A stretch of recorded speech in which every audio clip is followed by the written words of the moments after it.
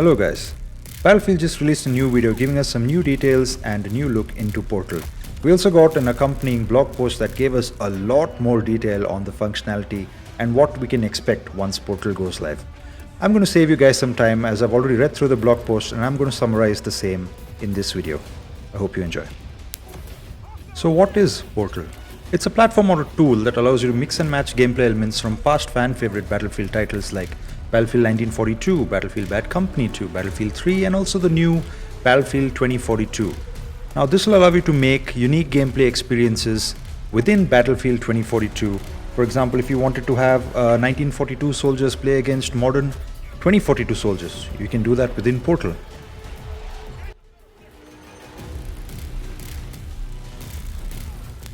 Just a quick side note, I'm also going to be doing a trailer breakdown towards the end of this video, so do stick around to the end. Or skip to it, no, I can't really control you. Hope you enjoy. Lucky for us, when the game launches, there'll already be some default experiences created by DICE and Ripple Effect on maps like Battle of the Bulge, El Alamein, Arica Harbor, Valparaiso, Noshar Canals and Caspian Border. However, these are just base experiences which can be modified to suit your preference on the online editor, which we will get into as the video continues. Another thing to note is that you don't really have to own the game in order to be able to access Portal creation. All you need is an EA account that doesn't have any strikes against it. You can use this on your phone, your tablet, your laptop or your PC through a web browser and create game modes for everyone to enjoy. However, if you do intend to play the content you create, you do need to own Battlefield 2042. And if you're watching this video, I'm pretty sure you're already interested and have probably already bought the game. DICE says that they'll be regularly publishing, updating and rotating featured experiences inside Battlefield Portal and that you'll be able to quick match directly into them. However, with the amount of user-generated content, I doubt this is ever going to be an issue. The first thing you would do is select the game mode. You can choose from Conquest Large, Conquest, Rush, Free for All and Team Deathmatch. Do note that Conquest Large with 128 players is only going to be supported on PC, PS5, Xbox Series X and S. For the current gen consoles, it's restricted to 64 player max. After your game mode selection, the next step is picking your map rotation. And based on your selection, you can see Battlefield has split up the maps into 3 different sections: 7 large layout maps, 13 medium layout maps and 13 small layout maps. Now the small layout maps are actually subsets of the larger maps, just certain sections limited within that map for you to play, maybe a TDM game mode or maybe something like gunfight where it would be close quarters and having a big map really doesn't make any sense. Next we look at game mode details where we set parameters like maximum human players, where we also have the option to add bots, the maximum game time, squad spawn type, per squad character limit, reinforcement removed per kill and reinforcement multiplier. As mentioned previously, to take advantage of playing 128 players, you're going to need PC, PS5 or the Xbox Series X or S. The squad spawn type basically allows you to alter parameters like are you able to spawn on any teammate or are you able to spawn only on your squad leader. The per squad character limit allows you to set a parameter where you can choose the max number of any one type of player. For example, if you want to restrict a squad to have only one assault player, then if you change this number to 1, you can't have more than one assault player. The reinforcements removed per kill basically determines how many reinforcements are minus from the team's total once you get a kill. You can set it from 1 up to whatever parameter you want. The reinforcement multiplier applies for game modes like Rush, where if the base is 100, if you set it to 2, then you will have 200 players as your reinforcement. Now we get into modifiers, starting with the gameplay section. In the gameplay section, you have options such as friendly fire on and off, extreme weather effects where applicable, headshot damage multiplier, aim assist zoom snap, projectile speed multiplier, classic soldier weapon tuning, basically meaning how your weapon would behave for each faction. Battlefield 3 weapons will behave like Battlefield 3 weapons, Battlefield 1942 weapons will behave like Battlefield 1942 weapons. Body shot damage multiplier, drops on death, essentially whether the enemy is going to drop weapons and ammunition or they're going to drop just the weapon or just the ammunition. We can even modify global damage multipliers. We can also choose if we want to have stationary weapon emplacements in our map and also choose if aim assist could be on and off for people playing on console. You do know that crossplay is enabled for Battlefield 2042. Moving on to the soldier section of modifiers, we have a total of 9 on and off toggles here, along with multipliers for fall damage, move speed, maximum health, health regeneration rate, and redeploy delay. So for man down type, you can choose between downed, which is what we saw in the Battlefield 2042 beta. We can have crawl, which is unique to Hazard Zone and something similar to Warzone, where after you're shot and downed, you can crawl around and get to safety. And the other one is instant death. Strafe while sprinting, this was an option that was disabled in Battlefield Bad Company 2, so you can choose to have this on or off. Aim down sights, whether you want it to be hip fire only or you want to allow the soldier to aim down sights. You have an option to disable prone, similar to Battlefield Bad Company 2. You can have sprint on and off. You can have soldier health regen on and off, similar to a hardcore mode, I would say. Soldier redeploy delay multiplier, so basically if you want them to deploy at a slow rate, you can modify this value. Squad revive, where you have the option to revive your squad mate or only possible via medics. Fall damage multiplier is pretty straightforward, how much fall damage you would take. Soldier move speed multiplier is your base speed multiplied into whatever parameter you set. Soldier maximum health, so 100 at the base and anything above that. Traversal Sprint is the new sprint mechanic which they added for Battlefield 2042, which is essentially the tactical sprint, which is used to go from cover to cover without getting shot. You also have the option to disable slide, so fans of Battlefield 5 slide mechanic may be disappointed here. Moving on to the vehicle modifiers, there are on and off toggles for vehicle health regeneration and whether or not the player can exit a vehicle once they have jumped in, as well as multipliers for vehicle spawn delay, its maximum health, and vehicle health regeneration rate. Game modes like Rush and Conquest have predefined vehicular spawns based on which flag is captured or which base is captured, but if you want to move away from game-defined vehicle spawns, you can also choose options such as no combat vehicles, on-foot call-ins, only deploy menu, only on-foot call-ins and deploy menu, and spawn on map. On-foot call-ins should also be available for all the other eras of Battlefield, not only restricted to Battlefield 2042. In terms of user interface modifiers, you can toggle the following options. You can toggle the compass on and off, the minimap including the big map, the heads-up display, the soldier weapon modification plus menu, and even ally detection. You can also make adjustments to the ping system. You can either go with the 2042 default ping system or opt for the classic 3D spotting or even disable it completely. Now these user interface options can be applied either globally on the entire server or specifically to one team. One of the final modifiers you can add is AI. So depending on whether you had the bots enabled in a previous setting or not, the AI behavior can be tweaked here. You can have two types of bots on the server, PvE or PvP.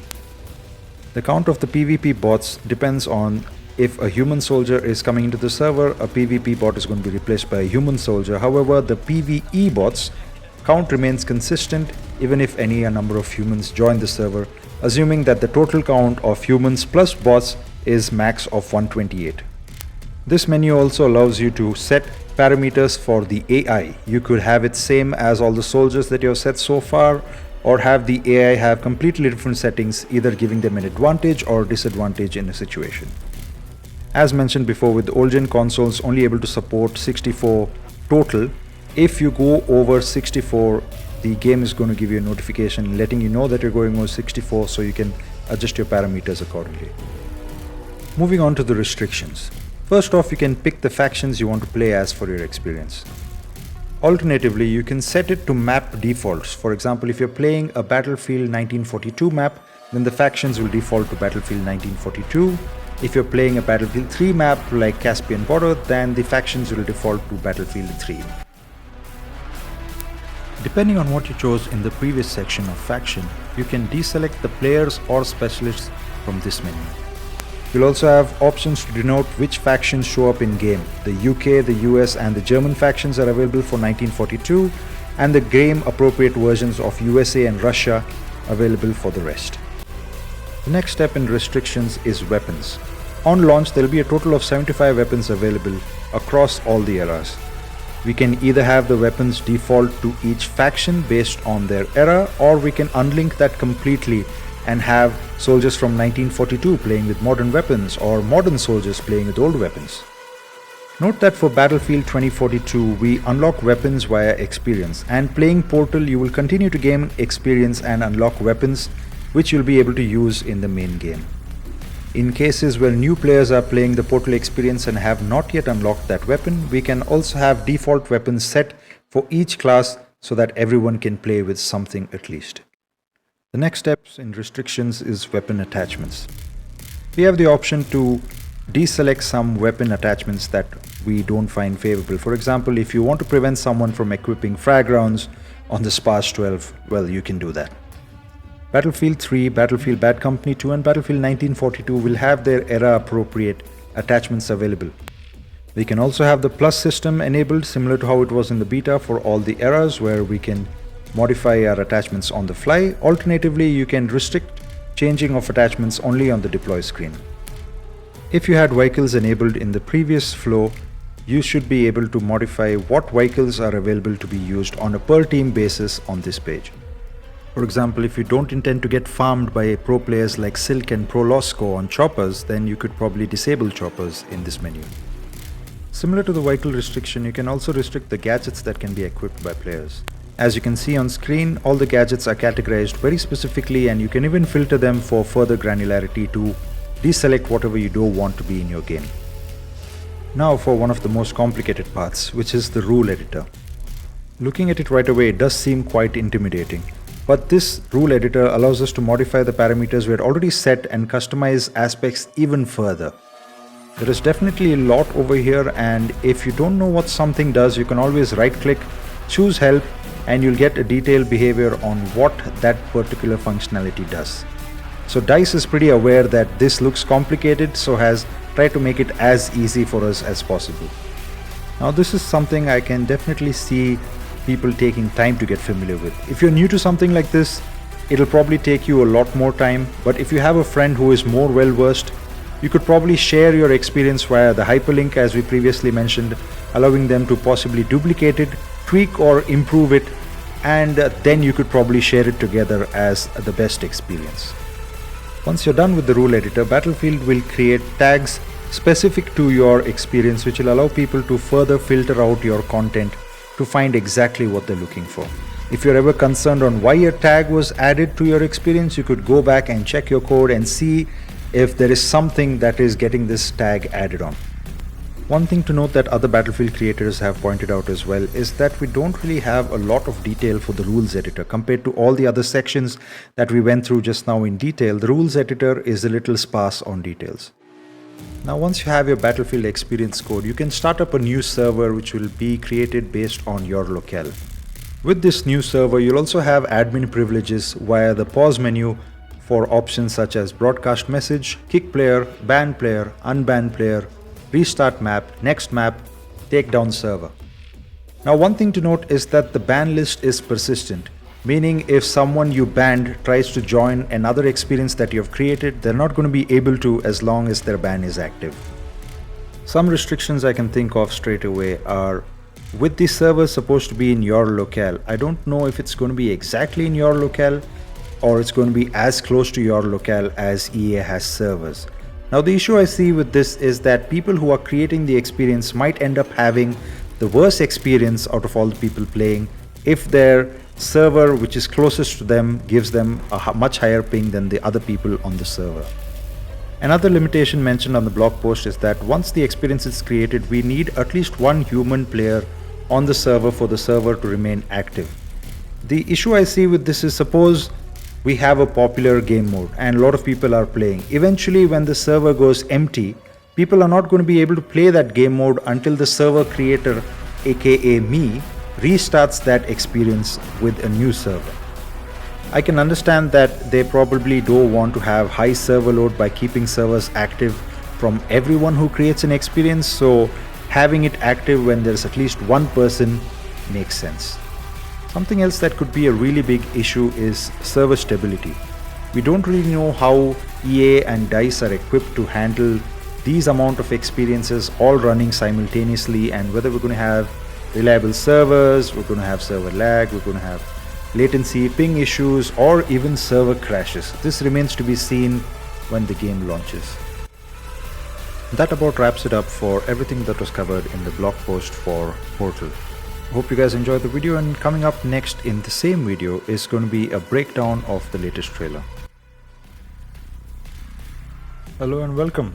We are going to be reacting to the new Battlefield 2042 new look at Battlefield Portal trailer that just dropped some time ago. So starting off right off the bat, you can see that Jisoo Pike is using the AC-42. This is an assault rifle, probably a heavy-hitting assault rifle, or even possibly a designated marksman rifle that was recently featured in the previous specialist reveal trailer where Angel or Angail was using it.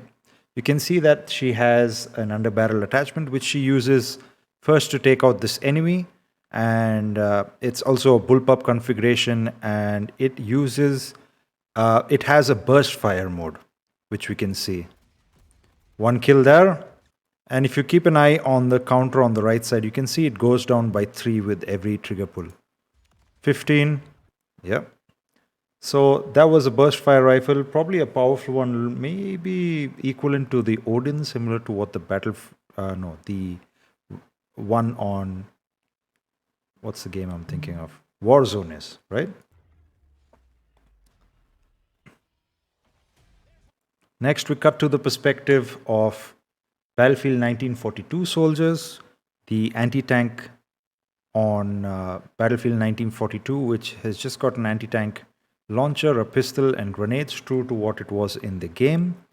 One thing that I would like to call attention to, I'll just let it play out a little bit over here. So you can see the character referencing, what the Sam Hill is that?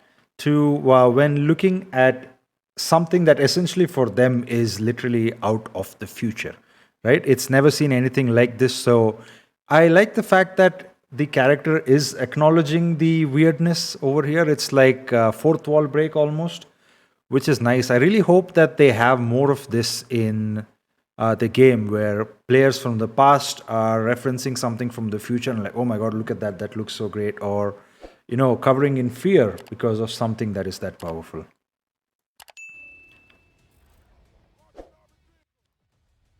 Very nice.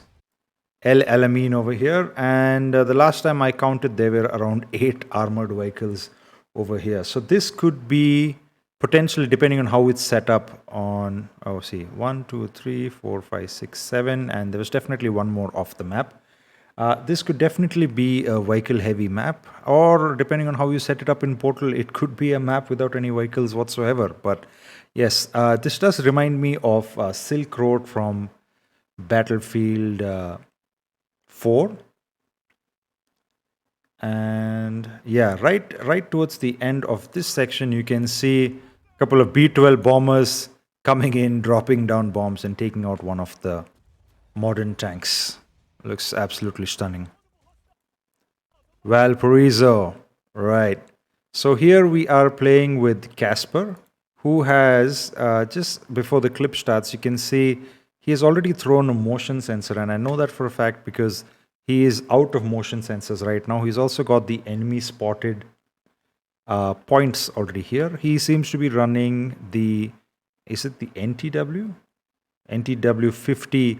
Looks like an anti-material rifle with how big and hefty it is. And it's using that new scope we saw in the previous trailer, which shows the distance to target and the ammo capacity. Ooh, that sounded good.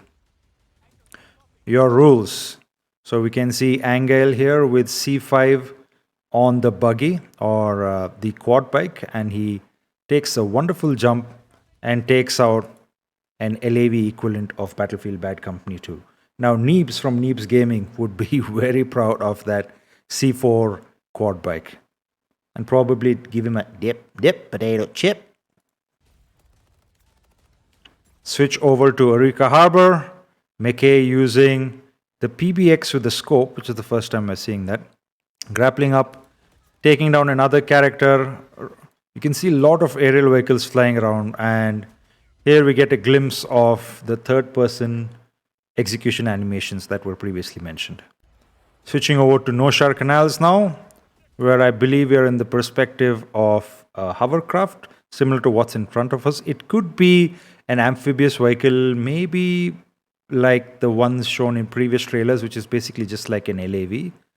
And Noshar Canals, just the details on this map looks absolutely stunning. You're playing against Battlefield 3 soldiers here. Now you're playing as a Battlefield 3 soldier, and the audio is so reminiscent of the soldier from Battlefield 3 speaking in Russian.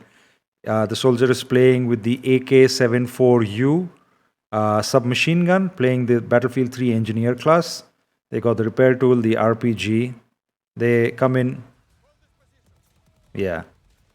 The gun sounds amazing. And just before it cut off over there, it looked like Dozer over here, who's charging him the shield, seems to be charging him and doing a melee, because there is a scream which I assume is coming from Dozer to do a melee attack with the shield, which looks quite interesting, something which we have not seen previously. I'm not sure if you can probably do a melee attack with any weapon in game.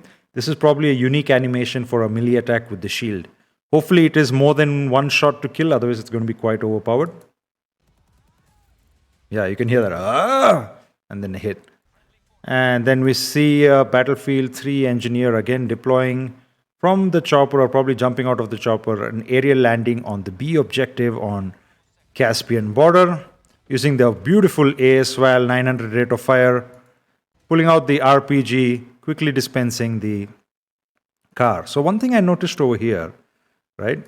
If you see the RPG, this character switches over to the RPG, and even before the RPG is completely out, they're able to fire, which I guess is good in a way. I mean, you don't even let the animation to complete where the RPG comes up to your shoulder and then you fire, which is probably good for quick shots, maybe when you're jumping out of a chopper and you immediately fire a rocket even before you switch to the rocket. Look at that. Boom. Even before the rocket is fully up, the rocket is fired. So I'm not sure if this is going to be something that's exploitable or something that needs to be fixed, maybe in terms of animation just for balance sake. But yeah, this was something interesting that I did say. Yeah, that is it. I think we caught pretty much everything there was supposed to be caught. I had made some notes and I believe I covered all of it. I hope you enjoyed the breakdown of the Portal blog post that I did just before this, and I hope you also enjoyed the breakdown of this video. Thank you so much for watching. If you did enjoy, please do leave a like and subscribe if possible. I'm a small YouTuber trying to grow in this space, and if you really did enjoy the content, then a like could truly be appreciated. If you didn't, you can leave me a dislike. Just let me know why. Thank you so much and have a good day. Bye-bye.